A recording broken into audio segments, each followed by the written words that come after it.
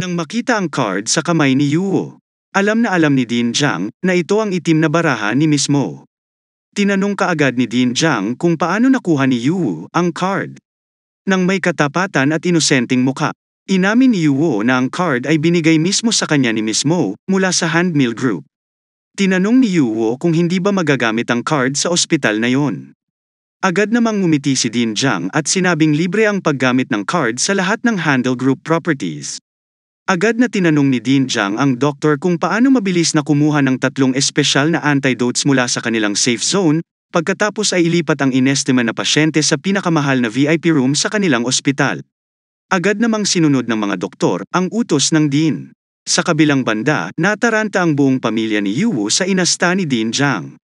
Kaya mabilis na ipinaliwanag ni Din Jiang na ang kanilang ospital ay isa ring industriya ng Hammer Group. Dahil ang paggamit ng black card ay parang si mismo na rin ang nag-utos. Dahil doon mas lalong naging very friendly ang Din. Humingi rin ng paumanhin ang Din sa pagiging mabagal kanina at ang nangungunang 3 bidder ay ibibigay sa pamilya bilang gift. Nang marinig iyon ni Yuo ay agad na tumingin sa card na nasa kamay niya, at hindi niya inaasahan na walang magiging kasing lakas ito ngayon, at hindi niya inaasahan na ganoon pala ito. Agad na nilapitan ng Yunfei ang kanyang kuya at tinanong kung paano siya nagkaroon ng itim na card ng panganay na anak na babae ng grupong Handle. Anong nangyari sa kanilang dalawa? Sumagot si Yuo na ito ay isang mahabang kwento. Sasabihin pa niya sa kanyang nakababatang kapatid na babae kung may pagkakataon si Yuo. Maya-maya, biglang pumasok si Dr. Hao sa kwarto nila at nataranta. Pagkatapos ay sinabi nila kay Din Jiang na ang lahat ng mahalagang gamot na mayroon sila ay nawala. Bawat isa sa silid ay nabigla nang marinig ang balitang hatid ng doktor na si Hao. Habang si Yuo na nag-isip ng mabuti tungkol sa bagay na ito at napagpasyahan na ang taong nagnakaw ng gamot sa nakatagong safe ay dapat na isang insider. Kung sino ang nakakaalam kung nasaan ang safe at kung paano buksan ang safe. Agad na nahulaan ni Yuo na ang taong nagnakaw ng mamahaling mga gamot ay dapat na si Direk Fan. Samantala si Din Jiang ay nagtanong kung alam ni Dr. Hao kung sino ang salarin na nagnakaw ng mga gamot.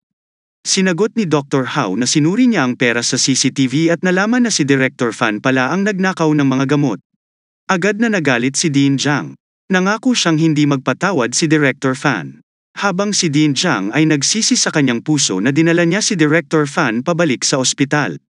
Mabilis na humingi ng paumanhin ang Din sa lahat ng miyembro ng pamilya Yu, dahil sa hindi nila magawa ng maayos ang kanilang trabaho sa pamilya Yu. Ngunit ipinangako naman ni Din Jiang na aalagaan ang kanyang father, hindi man ito magagamot agad, mapapabilis din niya ang recovery rate ni tatay. Ipinaliwanag ni Yuo na wala itong problema. Tinanong ni Yuo ang Din kung saan niya makukuha ang mahalagang gamot. Bukod sa ospital, sagot ng Din. Ang nangungunang bidder ay ang nangungunang uri ng display item. Ito ay hindi mabibili ng salapi.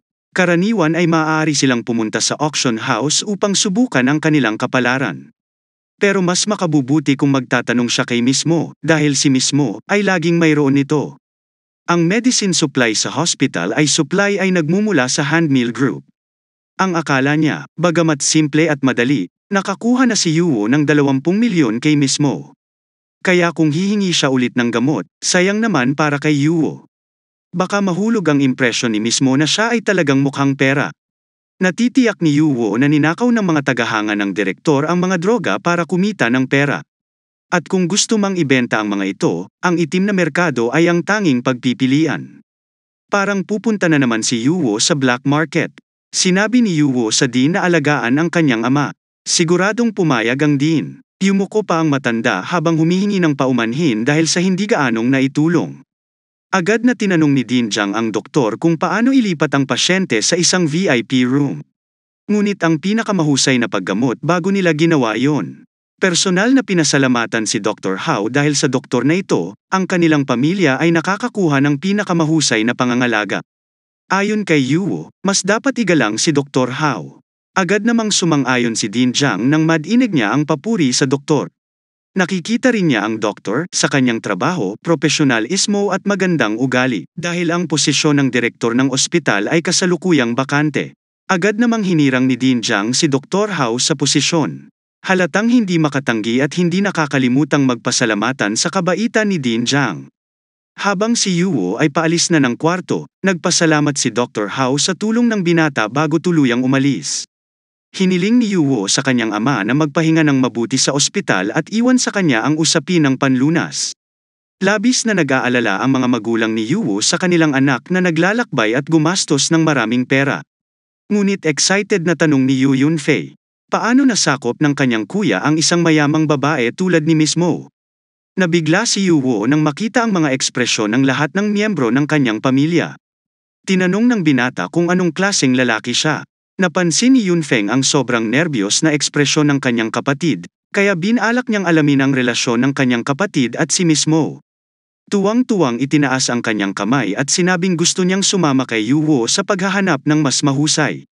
Pero sinabi ng kuya na siya na mismo ang gagawa at hiniling sa kanyang nakababatang kapatid na magpahinga sa ospital dahil tumanggi ang kanyang kuya. Agad na nagpakita si Yunfei ng malungkot na muka na lumuluha.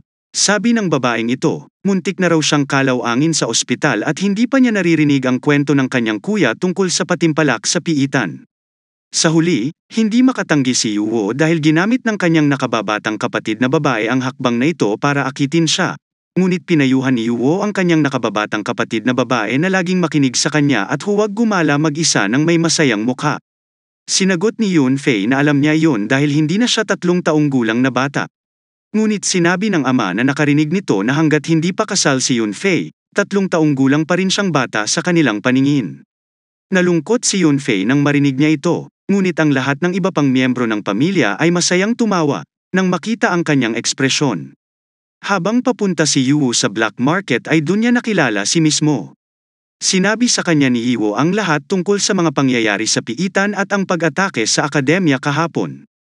Naintindihan na nila ngayon ni Fei kung bakit napakalapit ng kuya niya kay Miss Mo. Ngunit sa opinyon ng Yunfei, ang 20 milyon ay masyadong maliit dahil ang buhay ni Miss Mo ay hindi mabibili ng salapi. Kung tutuusin ay pinakiusapan agad ni Yuo sa kanyang nakababatang kapatid na tumahimik. Dahil baka malagay sa panganib ang kanilang buhay. Kaya dapat ay hindi malantad ang kanilang kayamanan. At hindi ito kasing simple ng inaakala niya. Agad na tinakpan ni Yunfei ang kanyang bibig matapos pagsabihan ng kanyang kuya. Tulad niyan, ang babaeng ito na nagtanong kung bakit kailangan nilang pumunta sa mapanganib na black market. Hindi ba mas mabuting hanapin ang gamot sa auction house? Sumagot ay Yuo na siya ng bahala. Bagamat hindi ligtas ang black market ang may pinakakumpletong produktong pagkatapos ng lahat, sa kanyang inaasahan sa kanyang nakababatang kapatid na babae ay palaging ligtas. At si Yunfei ngayon ay matatag na naniniwala dito. Sa pagkakataong ito, lubos na kumpiyansa si Yuo tungkol sa pagpunta sa black market dahil iba na siya sa dati niyang sarili. Bukod sa pagtaas ng lakas, ang mas mahalaga ay marami na silang naipasok na pera. Ngunit ilang hakbang pa lang bago sila nakalapit sa lugar ng black market ay hinarap sila ng 3 lalaki at hiniling na iwanan ang kanilang pera sa mga oras na ganito. Habang sina Yuo at Fei ay palaging nagkukusa na humakbang upang harapin ang panganib ay hiniling sa kanyang nakatatandang kapatid na mauna upang pumunta sa unang pagkakataon. Tinutuya ng isang thug si Yuo dahil lalaki ito. Level 4 pa lang siya at nangangailangan ng proteksyon mula sa isang babae. Nagiging tawanan siya ng mga tulisan dahil humarap ang kanyang nakababatang kapatid para protektahan siya. Agad namang hiniling ni Yuo sa kanyang nakababatang kapatid na babae na umatras at itigil ang kanyang ugali. Bukod dito, sa kasalukuyan ay mahina pa rin ang kondisyon ng katawan ng mukha ni Yuo. Sinabi ni Yuo na mula ngayon ang lahat ng gawain ng pakikipaglaban at pagpatay ay ipapasa kay kuya. Determinado si Yuo na hindi nahahayaang magdusa pa ang kanyang nakababatang kapatid na babae. Agad namang lumapit ang mga tulisan. Sinabi ng leader na gusto lang niyang kumuha ng pera at huwag pumatay ngayon sa halip na matakot ay sinabi ni Yuo na ayaw din niyang pumatay sa harap ng kanyang pamilya. Kaya kung gustong mabuhay ang mga tulisan, kailangan nilang umalis sa harapan niya ngayon din. Nang makitang mayabang ito, agad na ikinagalit ng thug leader. Itinaas niya ang kanyang napakalaking braso. Naghahanda na tamaan si Yuo, ngunit biglang may lumabas na espada at agad na tumusok sa ulo ng thug leader, dahilan para mamatay siya sa mismong lugar. Lubos ang pasasalamat ni Yuo, na makita ang mga pangyayaring nangyari ng napakabilis sa harapan niya, ngunit kaunti lang. Ngunit bago pa makapag-react si Yuo, tumakbo ang isang lalaki na kasing bilis ng kidlat sa kanyang tagiliran at agad na binugbog ang mga natitirang tulisan. Nagalit man ang mga tulisan dahil sa biglaang pag-atake, wala silang magawa hanggang sa wakas. Natalo lahat ng mga tulisan sa loob lamang ng maikling panahon, tanong ni Yunfei. Sino ang taong tumulong sa kanya? Ngumiti ang gwapong lalaki, saka sumagot na dumaan lang siya.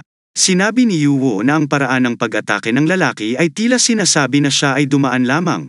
Ngunit nagpakita ito ng labis na pagpapakumbaba. Kaya hinimok ni Yuwo ang lalaki na sabihin kung sino ang misteryosong lalaki. Tanungin kay Yuwo, at ipinaalala na huwag kang mag-alala sa mga ganoong detalye dahil bukod sa hitsura, ang susi sa isang tunay na lalaki ay nagpapakitang gilas. Lalong nainis si Yuwo nang marinig iyon dahil kinuha ng binata sa kanyang harapan ang kanyang mga puntos ng karanasan. Samantala, akala ni Yunfei ay napakagwapo ng binata na harapan niya. Pero pamilyar din ang mukha nito. Kinailangan lang Yunfei na kurutin ang kanyang pisngi para matigil ang pag-iisip ng kalokohan. Dahil sa ngayon ay nasa napakadelikadong paglalakbay sila.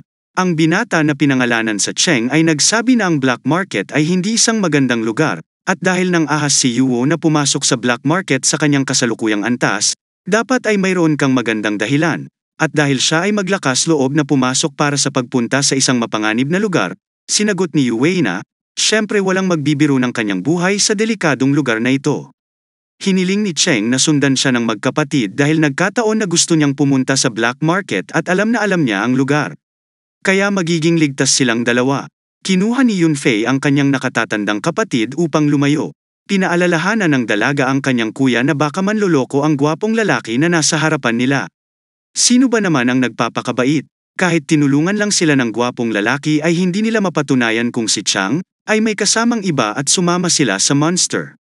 Ngayon nang makita na ang dalawang magkapatid ay nag-iingat sa kanya at sinabi ni Cheng na kung saan siya ay isang magandang bagay, ngunit wala siyang ibang layunin.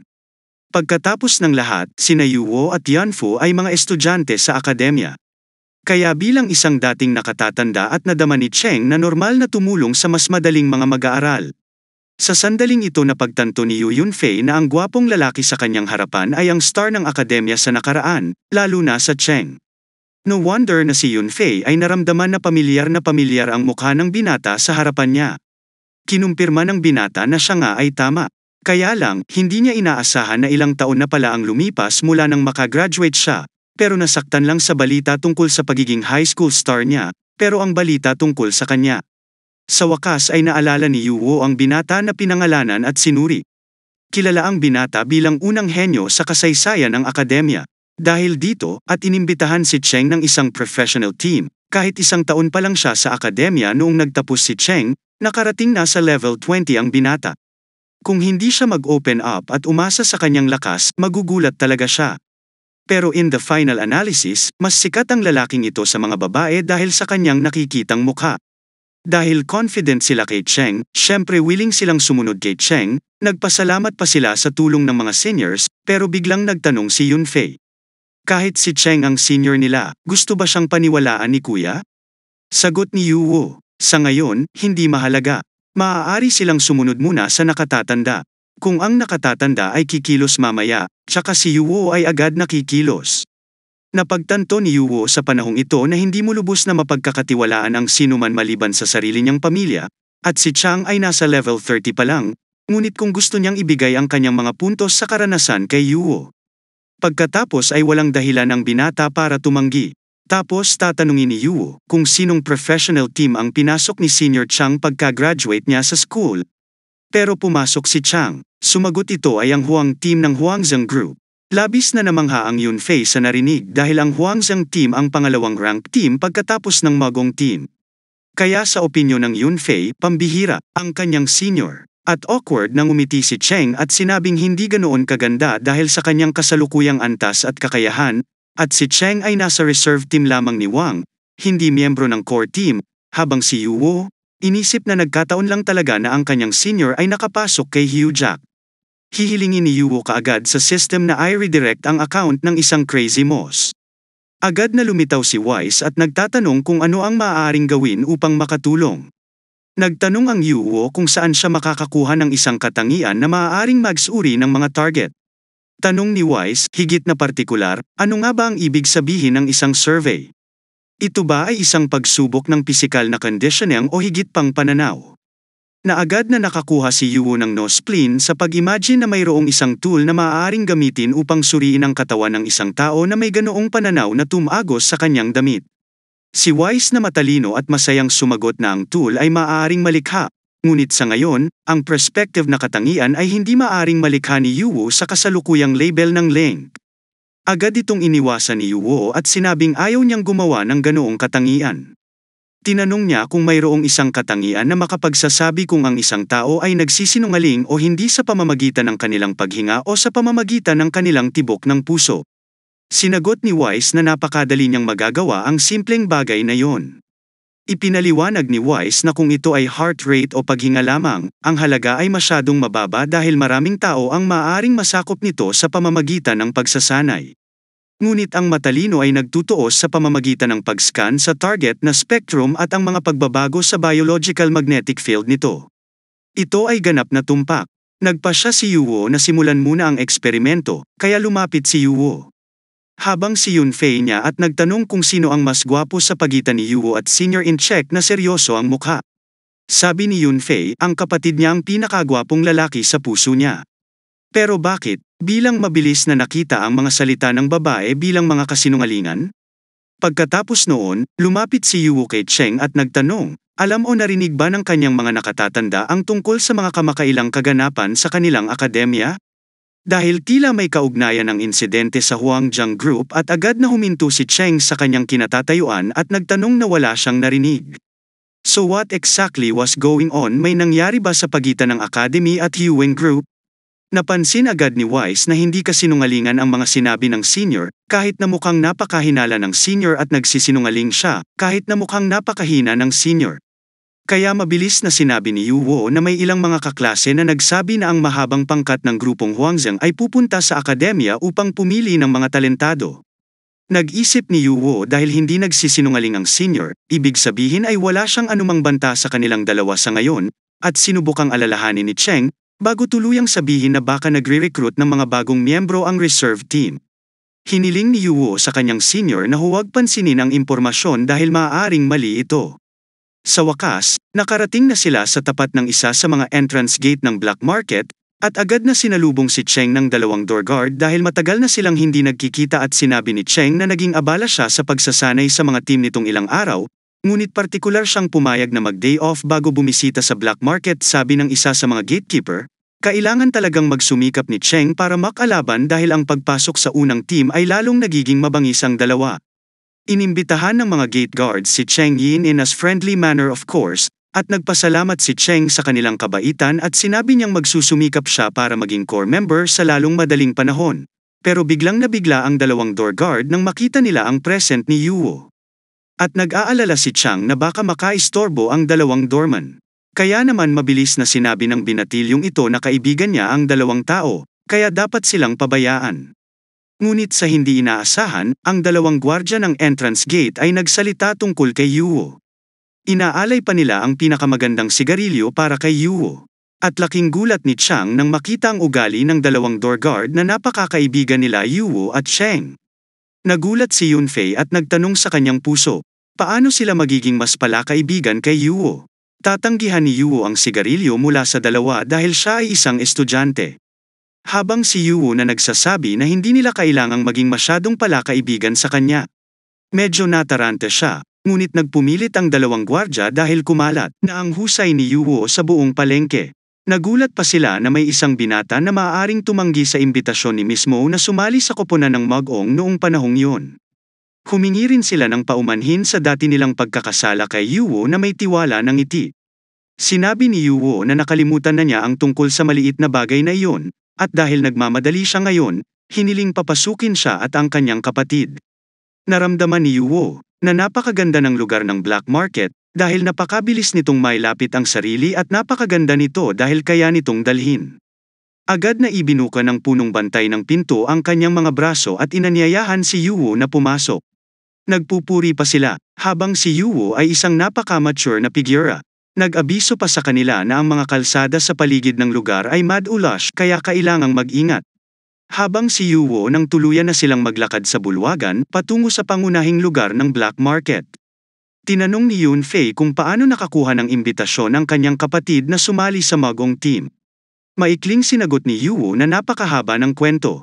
Samantala, sa Cheng, na naglalakad sa likuran nila, naisip nila na tiyak na nagbibiro sila na si Miss Mao, na may napakataas na antas ng kagamitan, ay nakapag-imbita ng isang estudyante na nasa level 4 pa lamang na sumali sa kanilang koponan. Ngunit sa ganitong paraan, ang relasyon ay nagiging mas maayos, at tila si Cheng, ay kailangang bigyang pansin ang junior na ito sa tulong ni Cheng na sa wakas ay nakapasok na sa black market sina Yuwo at Yanfei. Nagpasalamat si Yuwo sa tulong ng senior Cheng na nag-escort sa kanila. Ngayon hindi ka na nila guguluhin pa. Gayunpaman, bago umalis si Yuwo at nagpadala si Cheng ng imbitasyon sa kaibigan, pinag-iisipan pa rin ito ni Yuwo, at sinabi ni Cheng na nakatadhana silang magsama sa iisang universidad. Kaya mas mabuting maging magkaibigan sila para kung balang araw ang isa't isa, ay magtutulungan rin. At natural na nagpasalamat si Yuwo at si Chang at tinanggap ang mga friend request bago umalis, at pinaalalahanan ni Cheng si Yuwo na umalis kaagad pagkatapos ng kanilang negosyo. Ang black market ay hindi maganda para kay Yuwo, at ang kanyang kapatid na si Yuwo, ay agad na sumang-ayon, ngunit sa kanyang puso ay nararamdaman niya na sa Cheng ay nagsisimula na ngayon. Nagpapakita na ng mga palatandaan ng hinala at pag-iingat. Tinawag ni Yunfei ang kanyang kapatid. Napatingin siya sa napakalaking lugar. Hindi niya alam kung saan bibilhin ang antidote. Hindi rin alam ni Yuwo dahil dati pagdating niya doon, dinala kaagad si Yuwo sa VIP room. Wala pa siyang oras na makipagtransaksyon ng direkta noong mga oras na yon. Naramdaman ni Yuwo na kailangan niyang maghanap ng mapagtatanong. Gayunpaman, biglang naramdaman ni Yuwo na may nagbabatay sa kanya. Nakita tuloy ni Yuwo ang isang magandang babae na umiinom sa bar. Agad niyang binati ang gwapong si Yuwo. Sinabihan siya ng babae kung gusto niyang bilhan siya ng inumin sa oras na yon. Gayunpaman, agad na pinrotektahan ni Yunfei ang kanyang kapatid. Sinabi niya sa babae na tatanggi kang makipag-usap dahil si Yuwo ay wala pang sapat na edad. Siyempre, tawa ng tawa yung babae kahit nagbibiro lang siya kay Yuwo. Sobrang kinakabahan na si Yanfei noon na binati ng dalaga si Yuwo. Naguguluhan si Yuwo dahil alam ng babae ang pangalan niya. Tanong niya, hindi siya dapat magpapanik dahil narinig niya ang lahat ng chismis tungkol sa kanya sa grupo ng handmill. Pagkatapos ay nagpakilala siya bilang si Si Yuho, President Agent ng Hamak Group of the Hammer. Agad na kinumpirma ni Yuwo ang impormasyon kay Wise. Nakikita ng robot na tapat ang lahat ng C's words, ngunit ang kanyang buong katawan ay naglalabas na ngayon ng isang mapula-pula na lilang spectrum, na nangangahulugang sinusubukan ni Si Yuho na mangakit kay Yuwo. At nadama ni Yuwo na hindi na kailangang makakuha ng masyadong maraming impormasyon tulad niyan. Habang si Yuho ay papalapit kay Yuwo, inalok niya ang lalaki na dalhin siya sa VIP room ng handmill group para magawa niya ang lahat ng gusto niya. Gayunpaman, kinumpirma ni Yuwo na pumunta siya roon para bumili ng antidote. At sinabi agad ni Yuho na pwede kang bumili ng kahit ano sa VIP room. Ang lahat ng lalaki sa silid ay maaari lamang magmura na gusto nilang malaman ang tungkol sa pinagmulan ni Yuwo. At bakit napaka-clingy ni Yuwo? Ang ibang mga lalaki ay labis na nagseselos na si Yuwo ay maaaring dalhin sa VIP room, hindi kasama nila. Naiinis si Yunfei sa nakikita niya, habang pinagmamasdan si Yuho for being fortuitous with her brother. Pakiramdam niya ay kailangan niyang protektahan ang kapatid mula sa pang-aakit ng kahit sinong babae.